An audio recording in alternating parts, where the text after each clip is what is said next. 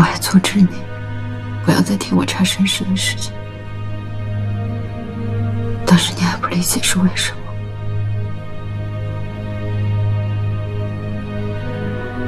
原因就在这儿。虽然当年很多事情我都不记得，但是有一件事情我一直记得很清楚，就是我娘在此之前，她带我去见了一个男人。我娘让我喊他爹。这是真的吗？你确定没记错？你觉得我是在编故事吗？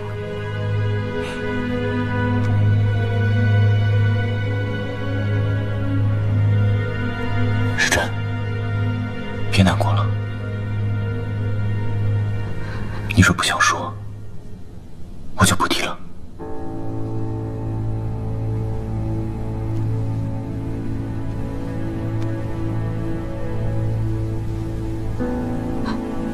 我没有难过。过去我一直在逃避这个话题，是我自己没有勇气面对这个事实。但我总有一种感觉，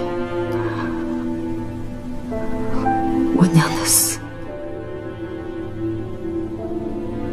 肯定是跟我爹有关系。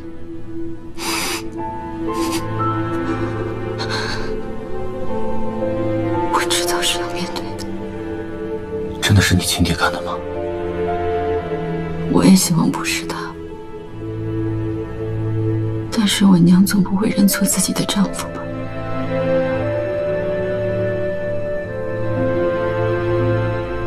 他为什么要这么做呢？我也很想知道，当年到底发生了什么。但是一切的真相，估计只有他本人才知道。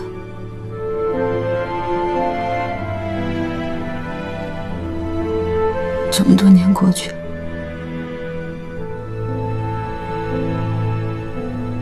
不知道他还活着没有。上次你在酒会上跟我说那件事情之后，有人去巡捕房找过我的尸首，我想摆证据是他干的。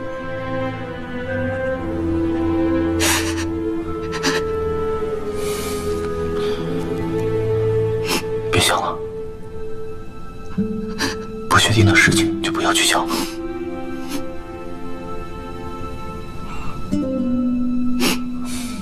可是，如果真的是他，你会怎么办？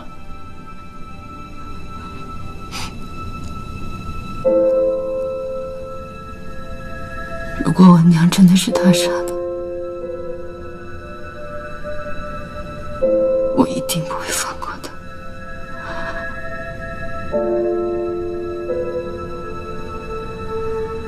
如果要报杀母之仇，那我就要杀父，情与孝，还真是两难决。这样的父亲，毕竟也是自己的父亲。这样的父亲，他算什么父亲？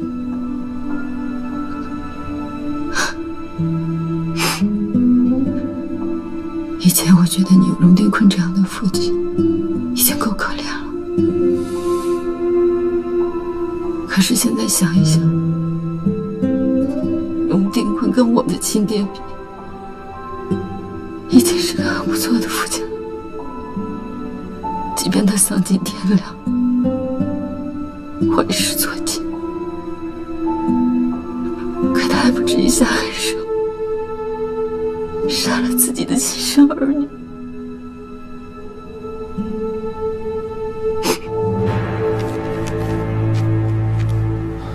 冯小姐的身世全部都在这里面了。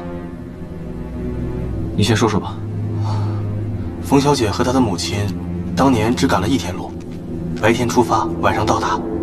如果按照距离和时间来推算的话，那他们出发的地点应该是郭家镇和大荣镇。在这2个镇上有20多个女性满足条件，死了的有8个，其中3个是生孩子的时候死的，剩下5个是病死的。这些人的坟我也全部都找到了。冯小姐说她的母亲姓白，但是在这些人里并没有姓白的。这么说，这条线就这么断了啊？也不是，在大荣镇上有一户姓钱的人家，这家的男人丧偶之后又娶了个寡妇，这寡妇进门的时候就带了个女儿，这寡妇的前夫姓白，可这个女儿因为从小就长在了钱家，所以街坊邻居们都叫她钱大姑娘。这个女儿长大之后就嫁到了郭家镇，后又生育了1儿1女。其实之前我也查过这个钱大姑娘，说她是嫁到夫家之后病死的。整个事件最巧的就是钱大姑娘病死的时间是21年前的腊月，和冯小姐的母亲遇害时间完全对上了。那这钱家还有什么人？这钱家的老2口都在当年的瘟疫中死了，只剩一个小女儿。可这小女儿后来嫁了人，就去了广州。她母亲和姐姐出事的时候，她也没来得及赶回来，只是……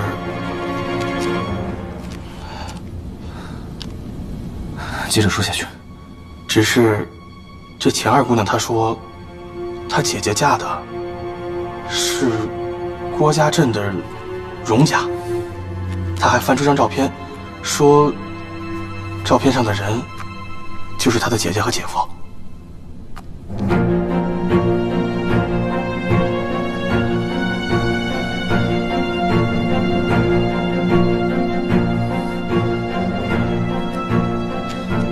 大少爷，指不定这人是您的远房亲戚呢。也许这是您的叔伯，您和冯小姐也不一定是。不一定什么？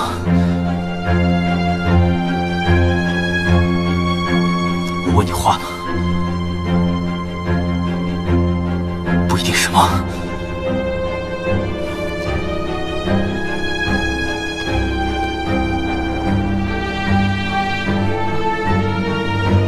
我问你话呢，你再说一遍。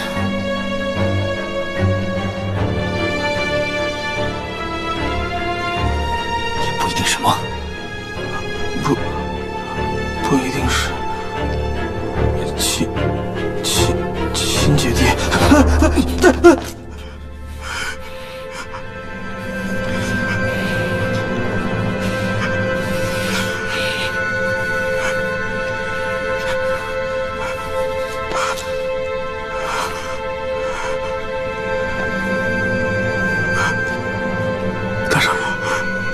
大少爷，您放心，这件事是我自己办的，没有别人知道。我对您忠心耿耿，我绝对不会透露一点消息的。要是你敢，我不会放过你。我绝对不敢，大少爷，我对您忠心耿耿，天地可见。不然我早就把那照片烧了，我又何必拿着它来见您呢？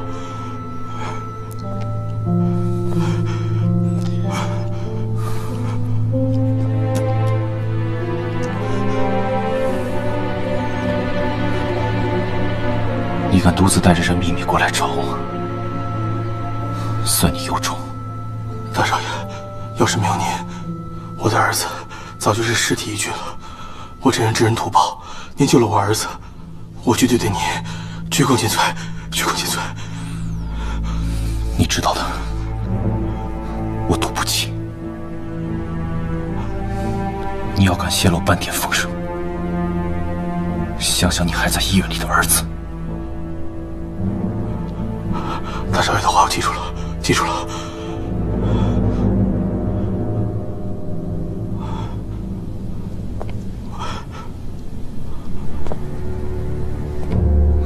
起来吧。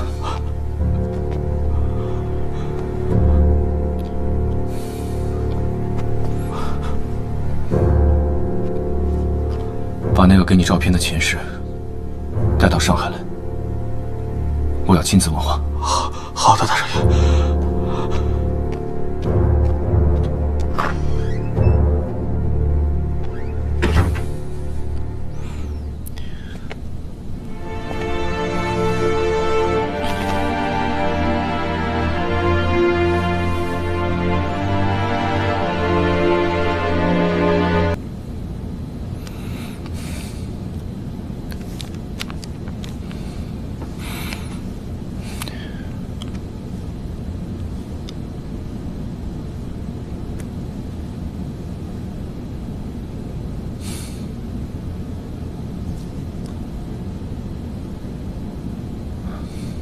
看什么呢？这么入迷。这是一个破译密码的小说，感觉还挺有意思的。先生会的真多，英文、数学、弓箭、破译密码，你还会什么呀？我想想，我学过枪、短刀、马术，后来跟着一位女师傅学过一些简单的防身术。孟学安只是想把我培养成一个间谍，而不是一个女杀手。还学过开锁和窃取情报的一些技巧。不过像破译密码这种本事，是我在大学的时候学会的。我们数学社的日常活动就是钻研各种各样的密码。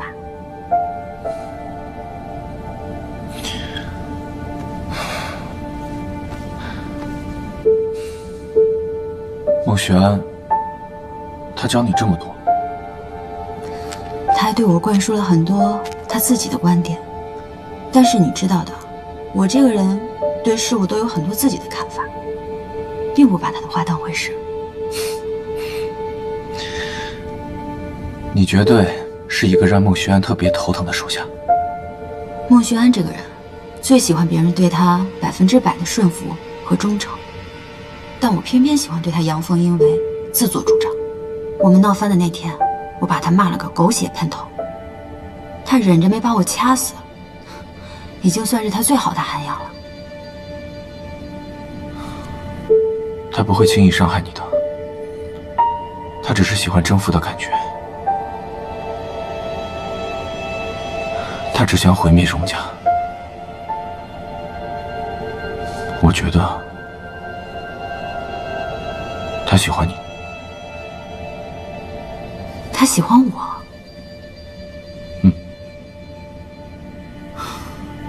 这个男人痛恨整个世界，我觉得他就像一个丢进火炉里的手榴弹，随时都有可能爆炸。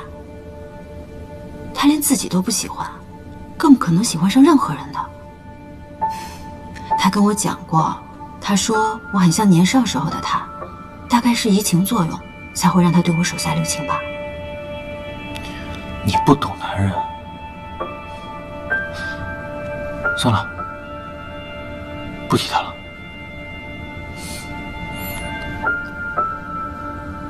该睡觉了。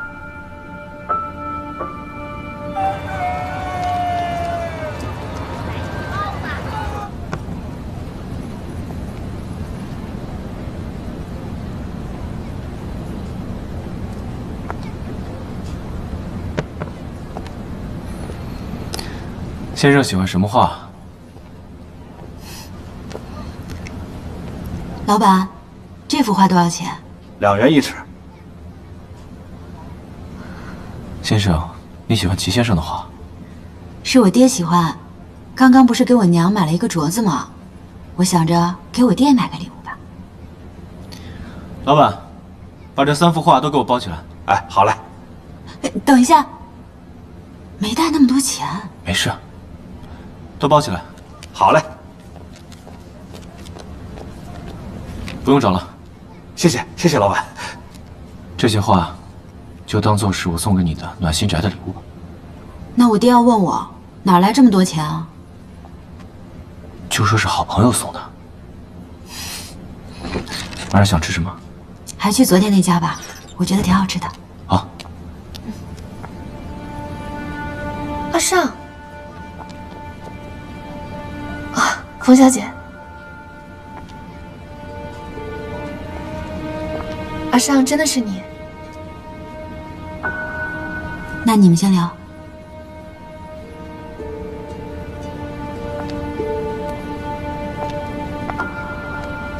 我之前有孝在身，不方便上门拜访。你父亲的病好些了吗？我爹病情稳定。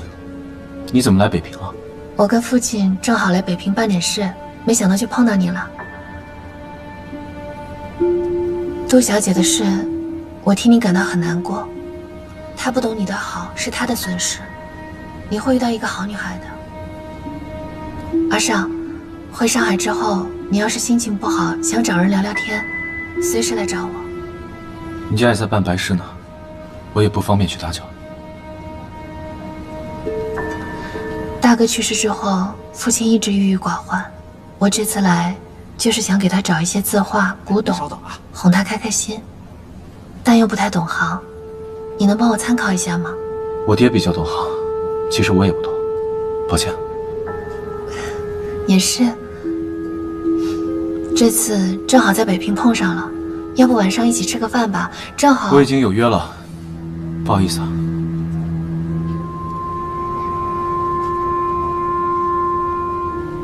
那就不打扰了，我去附近再看看吧。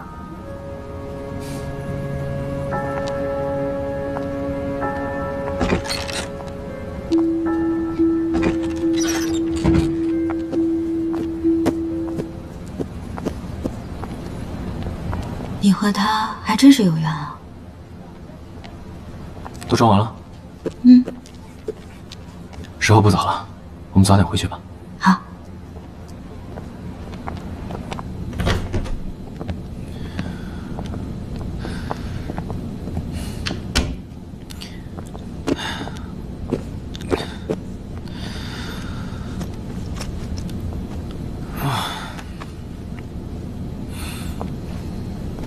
有个问题，我一直还挺好奇的。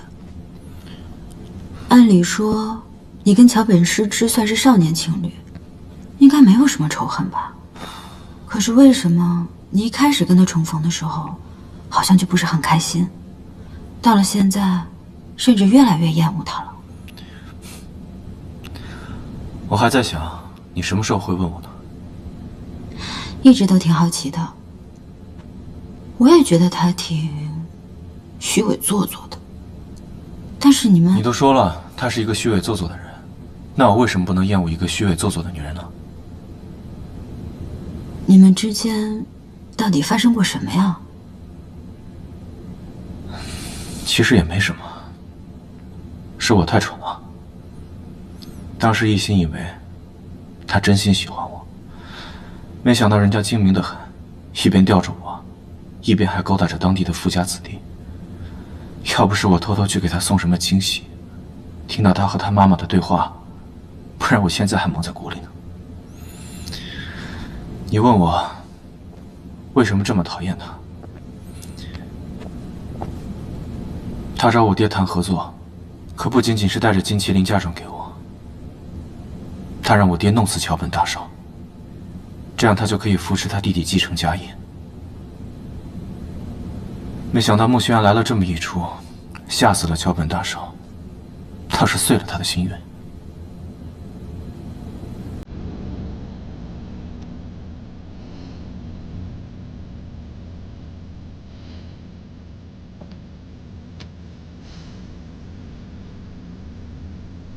你以前就被女人骗过，好不容易鼓起勇气喜欢我，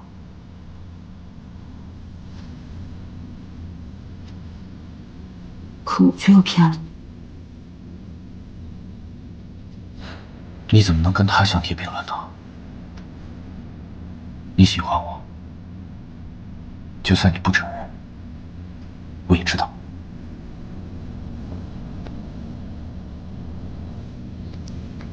可你怎么那么傻？都上过当了，还选择相信我，简直是……我才应该回去吧？你有什么可难过的？你觉得委屈啊？当然委屈了。我怕我醒来你就不在我身边，我怕这一切都是我一厢情愿，我怕你跟我好，就只是可怜我。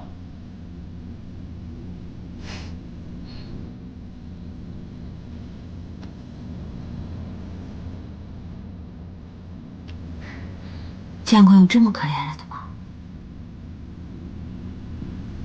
没见过，但我得进一步确认才知道。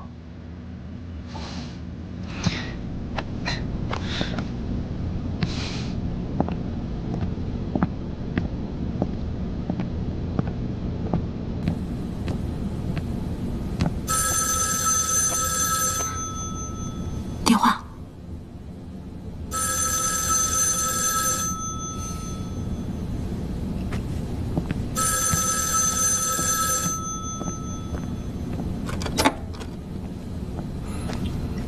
喂，大少爷，抱歉打扰您了，是老爷，他有反应了。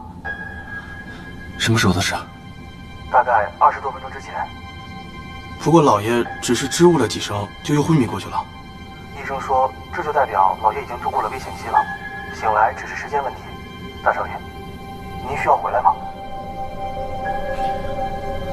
我明天一早回来。哦，对了，大少爷，还有一件事。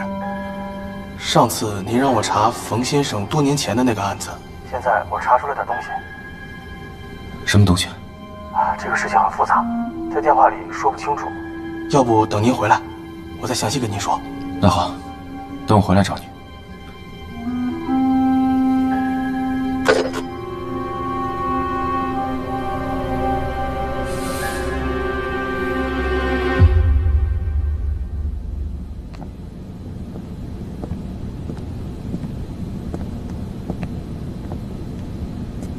是这样，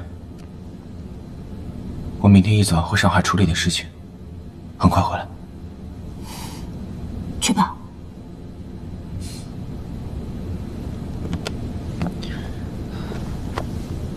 你要是能像寻常的姑娘一样，哭着求我留下来就好了。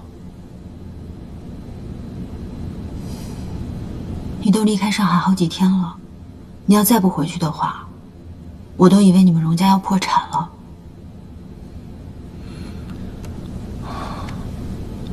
我要是一无所有了，你会嫌弃我吗？一无所有。你要是能一直长得这么好看，我也可以考虑赚钱养你啊。